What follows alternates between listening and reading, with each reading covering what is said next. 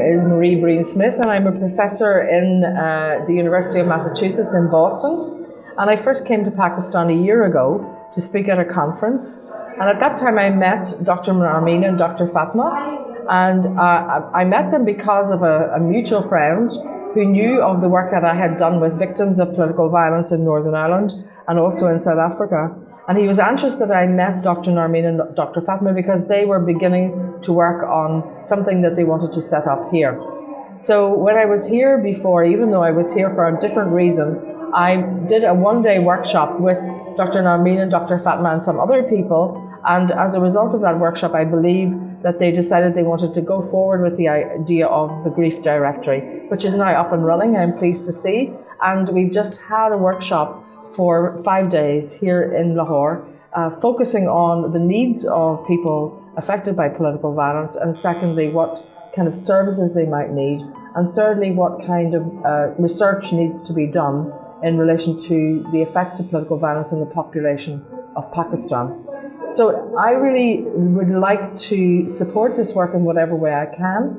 I'm very keen, for example, to bring a group of people from Pakistan to Northern Ireland to look at the way these issues are handled there. I think that would be a beneficial kind of exercise.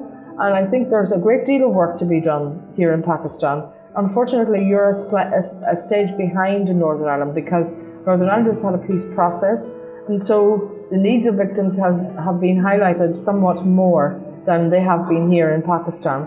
And I think that when there's actually conflict and violence happening in a society, very often people are focused on trying to stop the guys who are doing it, killing more people or harming more people, and the needs of those people who have suffered most are actually very often sidelined.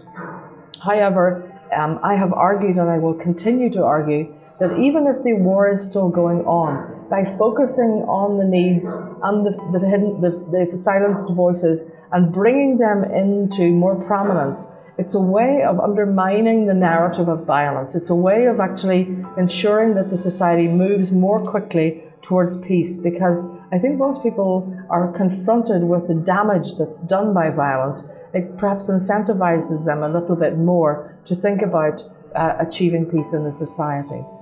So if you can just highlight the policy dialogue you had, you had interaction with different people from government, from clinical psychologists. So how did that go about? Did you learn something new? Did you share your experience with them?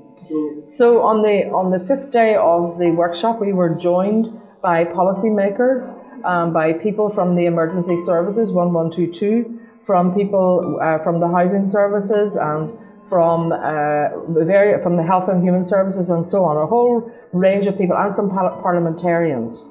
I asked one of the parliamentarians directly if she would please make herself a champion for the interests of victims in Pakistan, and she certainly seemed to respond very positively to that, because I think when parliamentarians take up this cause and advocate it and take it to their hearts, and I spoke actually quite boldly about the shame that it is on a society when they don't actually take up the interests of victims. So I invited her, and there were other people there, and hopefully they will do the same.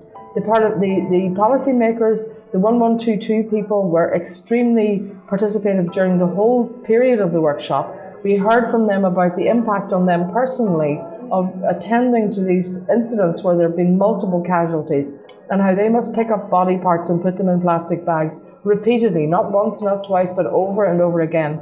And we talked about how that impacted them as human beings.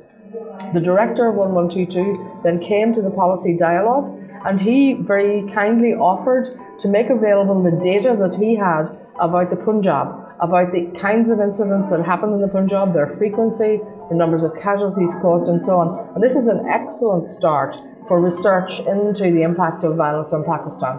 So we made very good inroads in that direction. In other ways, we also had a pediatrician there. We talked about the impact on children. We had a whole range of people there from psychology and various other fields talking about that. But you know, it's very difficult when we're in a profession to think about responding to the needs of victims according to what they need, not according to what we have to offer. Because the psychologist wants to counsel, the pediatrician wants to deal with the children, the housing officer wants to give them shelter, But actually, we need to stand back and listen to what the victim themselves have to say. What do they need? If they don't want counselling, please don't offer it them. If they need money, then we need to find money somewhere. If they need housing, then it's housing we should offer. It should be driven, not, as I say, by what we would like to offer, but what they actually need. And I think that's the thrust of the arguments that we had on Friday. And I was very impressed by the attendance. We had a full house. There wasn't an empty seat in the house. People listened very attentively and they stayed, and I'm hopeful that actually we can take this forward. And I would very much like to see some of these very policymakers in Northern Ireland so we can take further the work we've done with them here in Pakistan. I have spoken about this at the workshop. It's my opinion that we cannot win this kind of war by military means.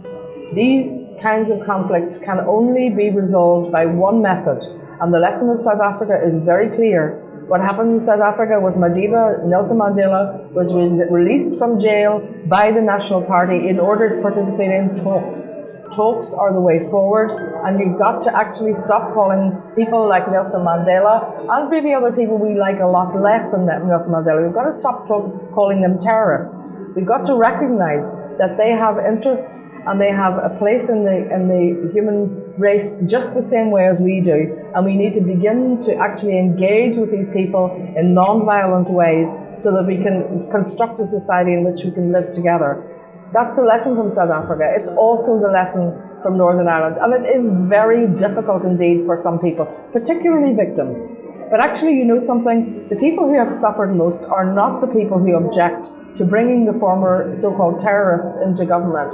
Very often it's the people who are invested in military means by one way or another, and it's people who sit on the sidelines.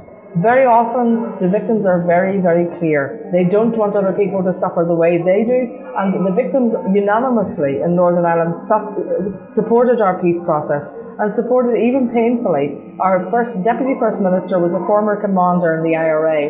He was somebody who spent time in prison as a so-called terrorist. He was now our Deputy First Minister, and that's the way I think that these things become resolved. I couldn't possibly comment on what's going on in Pakistan because I don't know enough about it, but that would be my advice if I was asked for it.